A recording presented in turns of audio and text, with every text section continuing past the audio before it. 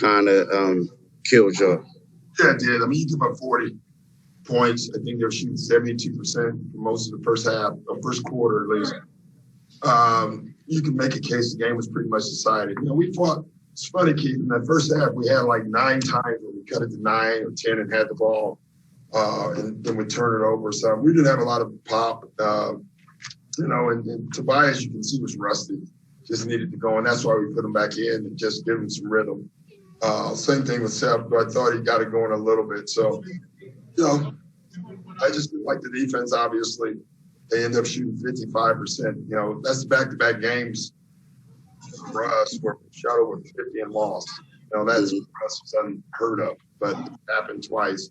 Doesn't matter who's in or out. We gotta defend that. And you look at Joel, he kind of, you know, he was out for 10 days. He's playing a lot of games now. Did he just seem fatigued to you today? You know, I don't know. We were going to watch his minutes tonight anyway, you know, so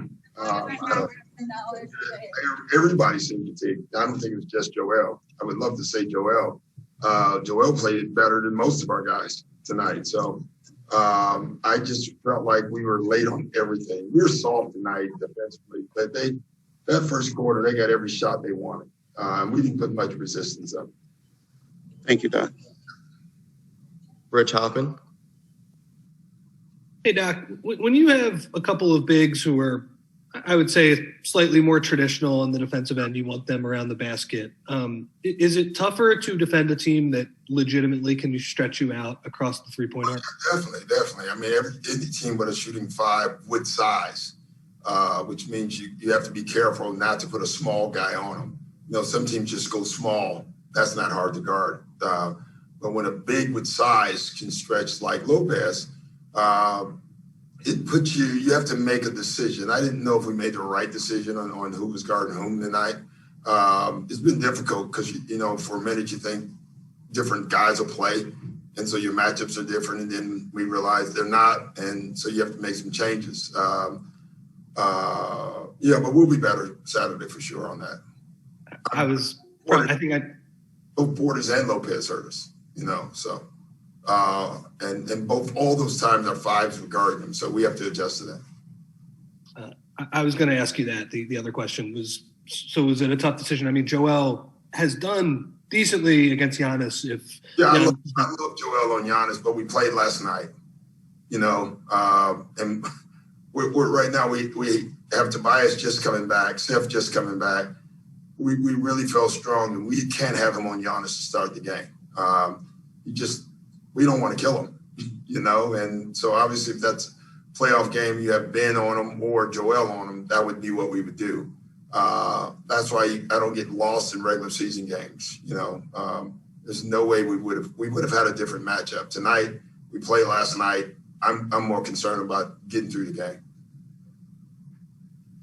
John Clark.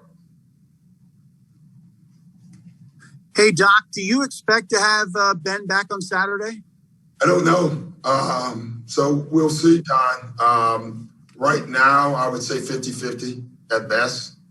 And I'm an optimist, but I don't know. I guess a lot of people are wondering, is the illness more serious than originally thought?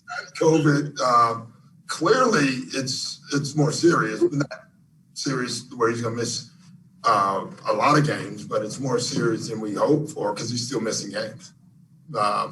And we just need him to get well. David Murphy. Hey, Doc, are you disappointed at all in the scheduling of this game? Yeah, I mean, but you saw it. No, it's funny, David. Right when schedules come out, you look at schedules and then you compare them. And when I saw this home against Phoenix and then Milwaukee, and then I look, you know, what you do immediately, you look to see what Milwaukee's doing.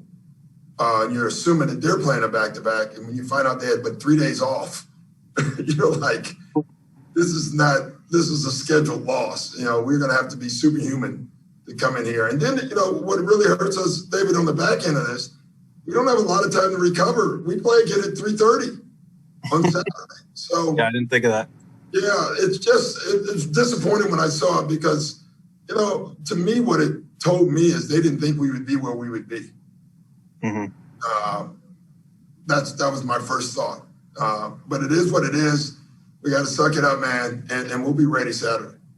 And then, I mean, on a broader note, obviously you have no idea Ben's going to be missing this game, and a lot of what's happened this year you couldn't predict. But are you disappointed at all that so many of these matchups that kind of, these marquee matchups end up, the way they did tonight with, you guys just can't.